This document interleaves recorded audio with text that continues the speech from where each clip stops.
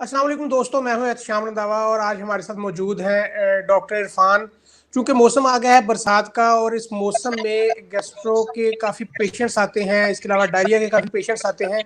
तो इस हवाले से डॉक्टर इरफान से हम जानेंगे कि ऐसे इस मौसम में जो क्या एहतियातें करनी चाहिए, क्या लोगों को हिफाजती इक़दामात करने चाहिए कि इससे ज़्यादा से ज़्यादा बचा जा सके। जी डॉक्टर साहब, ये बताइएगा कि डायरिया का के पेशेंट्स या जो गैस्ट्रो के पेशेंट्स हैं इस मौसम में बहुत ज़्यादा हो जाते हैं, तो क्या उनके लिए रिकमेंड करेंगे कि वो कौन सी एहतियात करें, कौन सा परहेज करें? बिल्कुल आपकी बात ठीक है कि जो ही बरसात का मौसम शुरू होता है तो डायरिया के, वॉमिटिंग के, इस तरह के बहुत से मरीज आना शुरू हो जाते हैं, जिसको हम आम जुबान में लोग गैस्ट्रो भी कहते हैं, गैस्ट्रोएंटराइटिस भी कहते हैं और एंटराइटिस भी कहते हैं। तो ये मरीज बहुत ज्यादा आना शुरू हो जाते हैं। लेकिन इस दफा बरसात पिछली तमाम बरसातों से मुख्तलिफ है। वो इस वजह से मुख्तलिफ है कि इस बरसात में साथ पैंडेमिक भी है, और पैंडेमिक आप सबको पता है कि कोरोना वायरस का भी खतरा है। यहाँ पे कोविड-19 डिजीज भी बहुत ज्यादा फैली हुई है। तो इसलिए हमें ये एहतियात करनी है और हमें ये देखना है कि ये जो डायरिया है या वॉमिटिंग है, ये कोरोना की वजह से है या ये सिंपल बैक्टीरिया की वजह से है, जो कि आम तौर पे बरसात में हो जाते हैं। क्योंकि बरसात के मौसम में बैक्टीरिया की ग्रोथ आम खाने पीने की चीजों में बहुत तेज हो जाती है, और मोस्टली लोग एक दिन की चीज बना के उसे अगले दिन यूज करते हैं, या बाजारों में पड़ी हुई चीजें यूज करते हैं जहां पर मक्खियां और दूसरे कीड़े शरात वगैरह होते हैं, जिसकी वजह से डायरिया का खतरा होता है। लेकिन अब ये पिछली बरसातों से मुख्तलिफ है। वो इस वजह से मुख्तलिफ है कि कोविड-19, जिसको आम जबान में कोरोना वायरस का मर्ज कहते हैं, उसमें भी डायरिया हो सकता है। तो सबसे इंपॉर्टेंट चीज है कि आपने देखना है कि ये डायरिया किस वजह से है। मैं अगला यही सवाल करना चाह रहा था कि ये कैसे पता चलेगा कि डायरिया जो है ये कोरोना का है, या डायरिया जो है ये सिंपल डायरिया है या कोरोना की अलामत है? ये कैसे पता चलेगा एक आम आदमी को? बिल्कुल आपका क्वेश्चन बड़ा वैलिड है कि अब एक पैंडेमिक है। जब पैंडेमिक हो तो ये चीज मालूम करना कि ये डायरिया कोरोना की वजह से है या ये सिंपल बैक्टीरियल डायरिया बड़ा मुश्किल होता है। लेकिन कुछ एक अलामतें हैं जिसकी बेस पे हम इसको डिफ्रेंशिएट कर सकते हैं।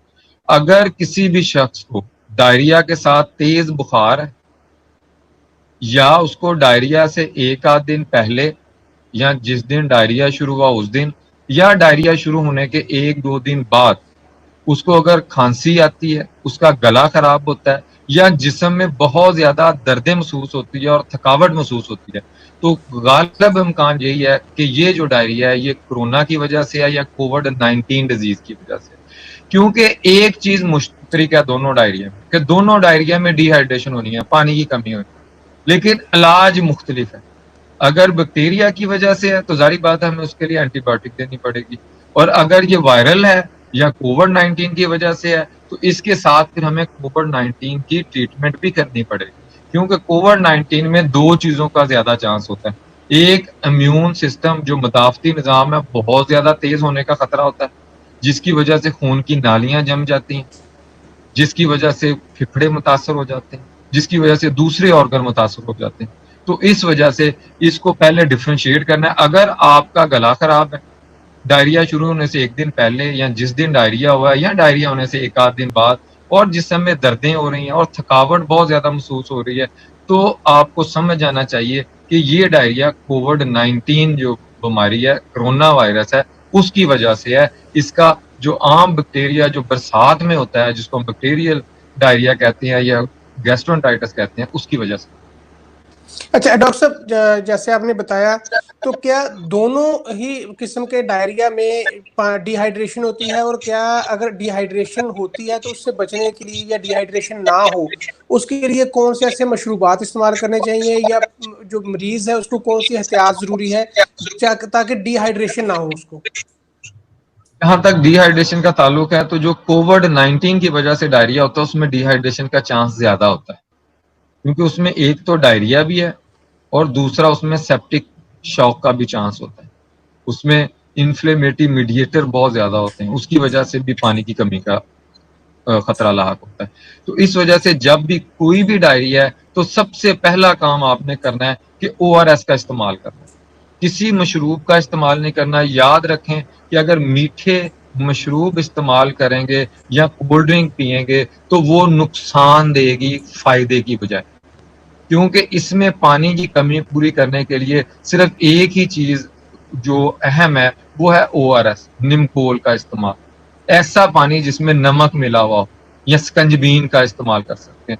तो ये डायरिया के लिए आपने नमक वाली स्कंजबीन यूज करनी है या ORS निमकोल का ज्यादा से ज्यादा इस्तेमाल करना है, क्योंकि डायरिया में डिहाइड्रेशन का चांस बहुत ज्यादा होता है। इस वजह से आम तौर पर जो गर्मियों का सीजन है इसमें कम अज कम आपने 3 से 4 लीटर ORS डेली रोजाना का इस्तेमाल करना। अच्छा डॉक्टर साहब ये बताएं कि ये तो आपने बता दिया जो बड़े पेशेंट्स थे उनके लिए डिहाइड्रेशन बच्चों में बहुत ज्यादा जल्दी हो जाती है, तो बच्चों के लिए क्या रिकमेंड करेंगे कि डायरिया हो या ना हो, और क्या रूटीन में भी हम ओआरएस पिला सकते हैं बच्चों को? बिल्कुल, तो ORS का तो नुकसान ही नहीं। ORS तो बच्चे बड़े बूढ़े सारे पी सकते हैं। आम पानी के साथ अगर आप 2 लीटर या 3 लीटर पानी पीते हैं तो उसमें 1 लीटर अगर निमकोल पी लें तो उसका कोई नुकसान नहीं, बल्कि फायदा ही है। आपके जिस्म के अंदर जो गर्मी की वजह से नमकियात की कमी होती है, नमकियात कम हो जाते हैं, तो ये उन नमकियात को पूरा कर देगा। तो बिल्कुल ORS पीना चाहिए। रोज 1 लीटर अगर आप पानी, सादे पानी के साथ नमकोल का इस्तेमाल कर लें, इसका ORS का इस्तेमाल कर लें, तो ये आपके लिए बहुत फायदा।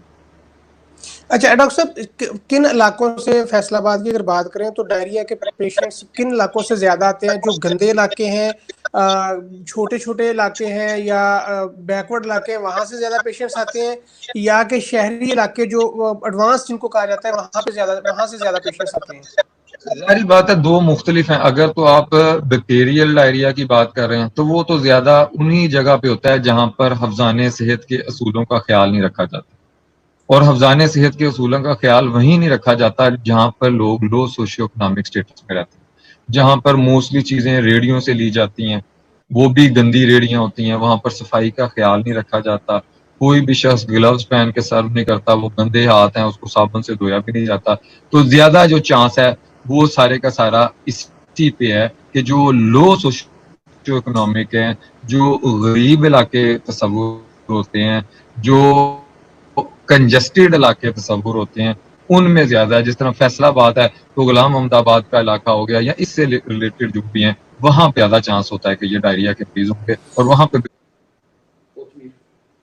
अच्छा डॉक्टर साहब ये फरमाइएगा कि जो कोई पेशेंट अगर घर में डायरिया का शिकार है तो घर में कोई ऐसा टेस्ट है या क्या तरीका है कि वो मालूम कर सके कि वो डायरिया आम डायरिया है या कोरोना की वजह से है? क्योंकि कोरोना के बाद अस्पताल में जाना तो बहुत मुश्किल है, और अगर हर पेशेंट डायरिया का अस्पताल में आना शुरू हो गया कोरोना का टेस्ट करवाने तो वो भी नामुमकिन सा नजर आता है। तो घर में क्या तरीका है कि घर में वो खुद से टेस्ट कर सके या मालूम कर सके?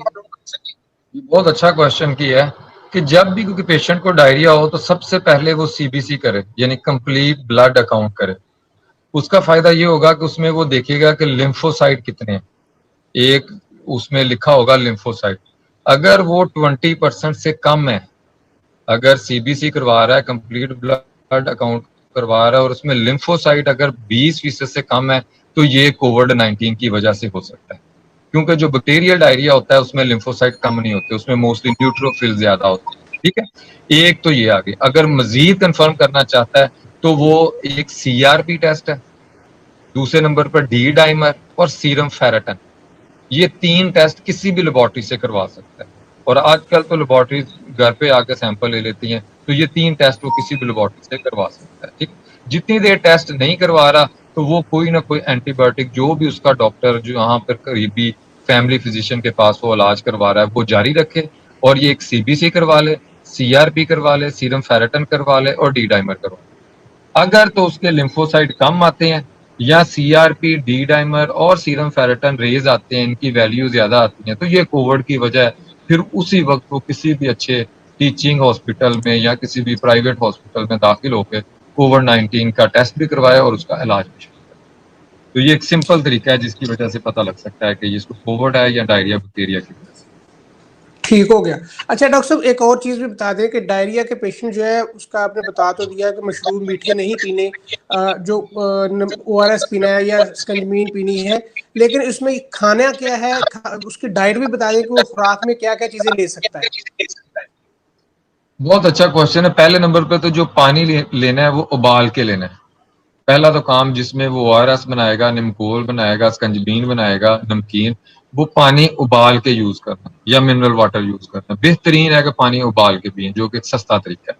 उसके बाद वो खाने पीने का कोई इतना ज्यादा हर्ज नहीं होता। सिर्फ जो परहेज करनी होती है, हैवी मील की करनी होती है कि कोई भी ऐसी चीज ना खाए जिसमें ऑयल यूज हो रहा हो, फास्ट फूड ना यूज करें, कोई इस तरह की चिप्स वगैरह यूज ना करें, कोई कोल्ड ड्रिंक यूज ना करें।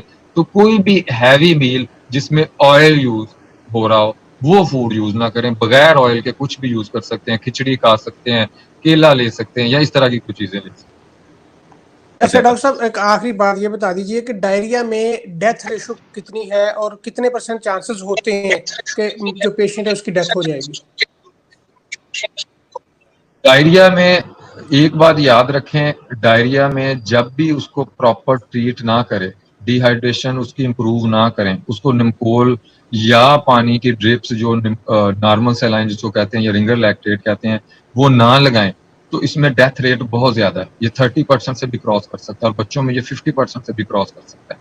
तो इस वजह से सबसे अहम चीज ये है कि डायरिया खुद नहीं कुछ कहेगा। जब भी डिहाइड्रेशन होगी, डायरिया की वजह से पानी की कमी होगी, तो उसकी वजह से गुर्दे फेल होने का चांस बहुत ज्यादा होता है। और एक्यूट रीनल फेलियर यानी अचानक गुर्दे फेल होने की सबसे बड़ी वजह ये डायरिया और ये नमकियात की कमी ही होती है। और अगर इसको ट्रीट ना करेंगे तो फिर सेप्टिसीमिया यानी ये बैक्टीरियल इन्फेक्शन जो अंतड़ियों में था ये ब्लड में आ जाता है, जिसको हम सेप्टिक शॉक कहते हैं, और उसका ब्लड प्रेशर बिल्कुल खत्म हो जाता है और पेशेंट बिल्कुल पैरालाइज होकर बेहोश हो जाता है और फिर वो हॉस्पिटल आया जाता है। उसको हम कहते हैं कि सेप्टिक शॉक हो गया, उसका ब्लड प्रेशर आना बंद हो गया। तो ये एक वो अलामतें हैं जो कि इसकी कॉम्प्लिकेशन है और जिसके बाद पेशेंट का बचना बड़ा मुश्किल होता है। अच्छा, ये डॉक्टर साहब वही बात है जो वो आम तौर पे अस्पताल में पेशेंट की डेथ होती है तो वर्षा कहते हैं कि हम तो अच्छा भला लेके आए थे, सिर्फ उसको मोशंस आ रहे थे तो डॉक्टरों ने टीका लगाया और उसके गुर्दे फेल कर दिए।